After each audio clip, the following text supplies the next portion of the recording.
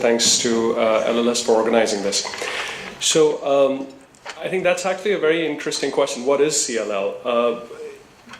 It was a relatively easier discussion or a different discussion with a patient about a few years ago, where we tell the patient, okay, it's the most common kind of leukemia seen in adults. It's a chronic leukemia, so chronic lymphocytic leukemia, slow growing, affecting a certain kind of white blood cell in the body and a cancer of white blood cells. Majority of the patients who we see or who we used to see and diagnose would come because they went to their primary care physician, white blood cell count tested before surgery or for an annual checkup, and there's a slight blip in the white cell count leading to more tests and eventually a diagnosis of CLL, and end up with a hematologist, majority of the patients not requiring treatments. But now the field has changed immensely, as Dr. Marks was alluding to, that the diagnostic possibilities, the ways the patients get diagnosed have increased. The number of patients, it seems, has increased, but that is because there is more awareness about the diagnosis. Not just CLL, but also across the board for different malignancies, different cancers. Patients still enter the clinic through the same pathway, through getting, majority of them getting a diagnosis because routine blood testing was done, white cell count increase, and then show up to hematology. But the sort of discussion we have with those patients now is very different from what it could have been or what it would have been a few years ago. Because when a new patient comes up, gets diagnosed with CLL, we start obviously with the same discussion. This is CLL, chronic lymphocytic leukemia, what that means. But then very soon the discussion goes to about 7 or 8 different prognostic markers, which sound very funky, which sound very interesting because they're all, well, make us sound more intelligent, when we may not even know how to put them next to each other and come up with a comprehensive prognosis for the patient. So for a patient, typically we would run these panel of 6 or 7 different prognostic markers. ZAP70, IGVH mutation, the FISH panel, cytogenetics, CD38 marker, CD49 marker, LDH, etc., etc. A lot of times when patients come in, they're asking, well, why are you doing this? What is the importance of this? I went to a doctor and I was told I have CLL, and that's it. I was told, go home, I'll follow you in 6 months, no treatment needed, you're going to be fine. But that's where actually I believe the questions start, because the intriguing thing about something like CLL is we're telling a patient you've got cancer. We're telling the patient, giving them a term called leukemia, which is pretty scary. A patient goes and, or a caregiver goes and starts searching online, and they just Google the word leukemia, and that's it. That's where everything will stop. They will not even have the courage to go forward to the second web page. But that's where I think that very good, long discussion needs to happen with the patient, and we try to educate the patient. Well, let's talk about all these interesting abbreviations and markers, and based on those markers, let me have another visit with you when I can help you understand them and try to predict what is the likelihood of you as an individual patient requiring treatment over the next 5 to 7 years. Now, the traditional discussion has been, well, this is a disease of elderly men. This is a disease which typically happens at a later part of life, and that it may not require treatment ever. And that's true actually for the majority. About 50 to 60% of patients will never require treatment, but the rest will. And unfortunately, when the treatment starts, or when they start requiring treatment, it's a recurrent cycle. You get one treatment, you go into remission, you eventually get second treatment, etc. And between me and Dr. Guthrie, we'll talk a little bit about what treatments, what are the paradigms, what are the principles we follow. But from the time point that patient gets diagnosed, they come, they start getting followed up. As I said, the historical discussion has been that it's elderly patients with comorbidities, with things that need to be considered because chemotherapy is not always an option, etc., etc.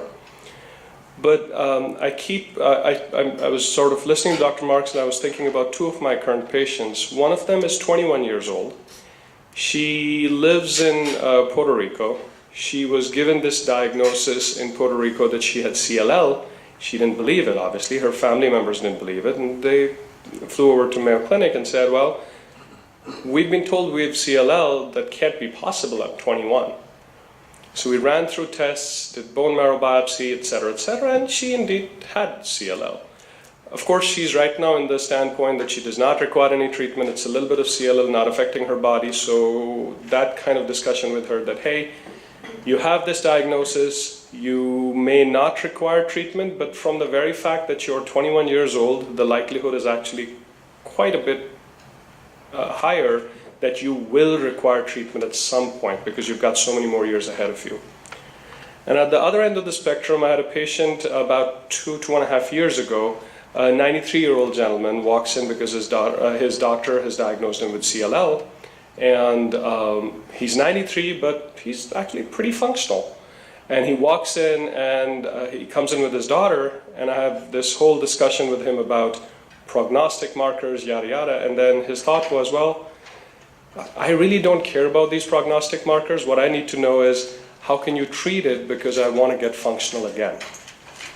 And we actually went through treatment. The treatment lasted about 6-ish months, and he did go into remission, and he had 2 very good, productive, relatively normal years. Unfortunately, he just came down with another progression. Now he's 95, and he still wants to get treated. But it was hard to convince him that this time around the treatment may actually have more risks than benefits. So eventually we had a very good family meeting and eventually got to the point that he's decided not to pursue treatment, and he wants to just stay at home with his daughter and granddaughter and spend his time. So huge variability. When we talk about treatment, when I was training, which was not a long time ago, but it seems forever ago because things have all changed quite a bit since then, the thought was that treatment for CLL is basically what's called chemoimmunotherapy. Taking 2 drugs, one is a traditional chemotherapy drug, which are kind of like dumb drugs. They don't know how to differ between good and bad. So they'll just go in and try to kill everything and then hope that the bad doesn't come back and the good grows. And immunotherapy, which are more targeted, intelligent drugs because they're designed against a marker and try to attach to that marker to make that cell more vulnerable to when the chemotherapy comes in. So chemoimmunotherapy. That itself has evolved quite a bit from historically drugs like what was called chlorambucil, which, by the way, FDA used to still use for newer drug approvals still a couple of years ago, but now things are changing, hopefully.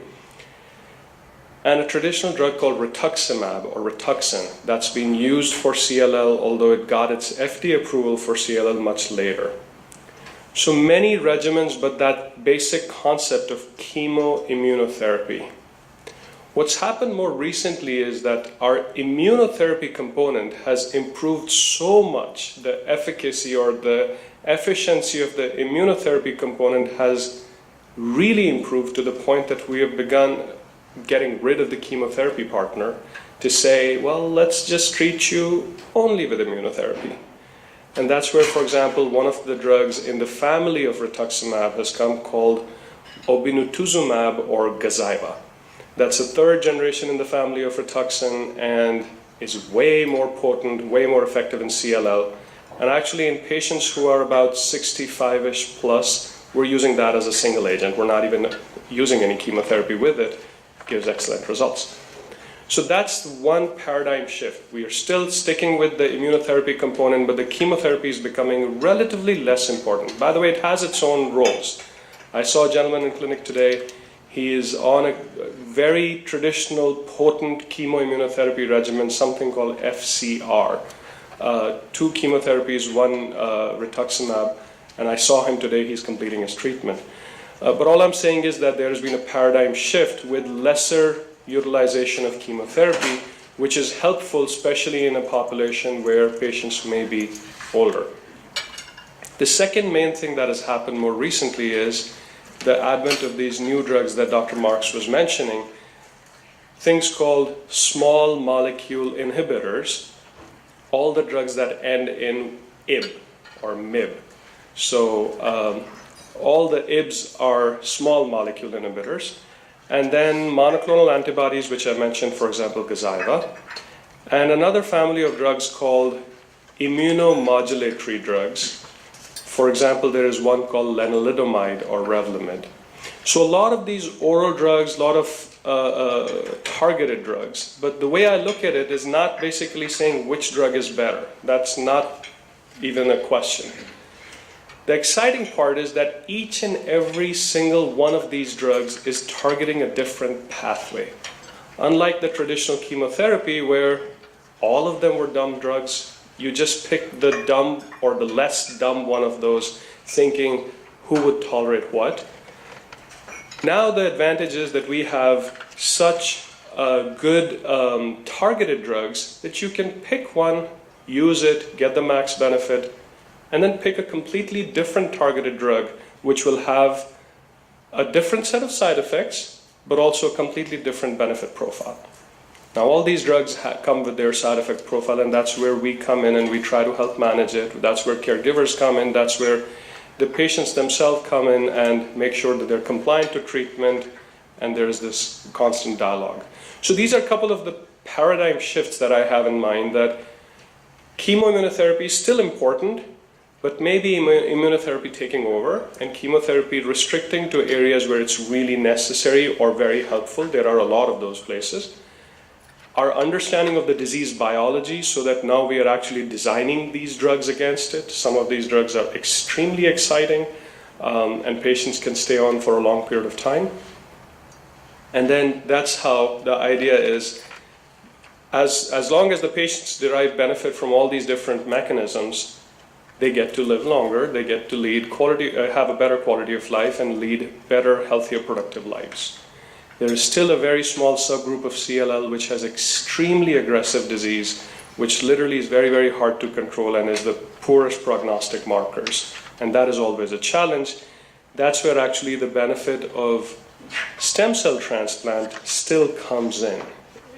Stem cell transplant or bone marrow transplant, relatively lesser utilization in CLL, because while if we use donor cells, while we bring the risk of donor versus host immune problems, or what's called graft versus host disease, unfortunately we don't have a strong proven benefit of those donor cells being able to take over our immune system and wipe out the CLL.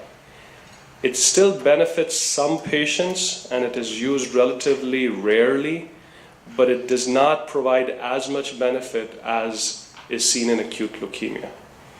So I don't think I'm going to go beyond that on the transplant portion, and I guess maybe I'll let Dr. Guthrie come in and talk, and then we will, I guess, open to questions. Anything anybody wants to kind of bring up right away, or maybe we should wait, Dr. Marks, whatever you suggest? Wait, okay, perfect.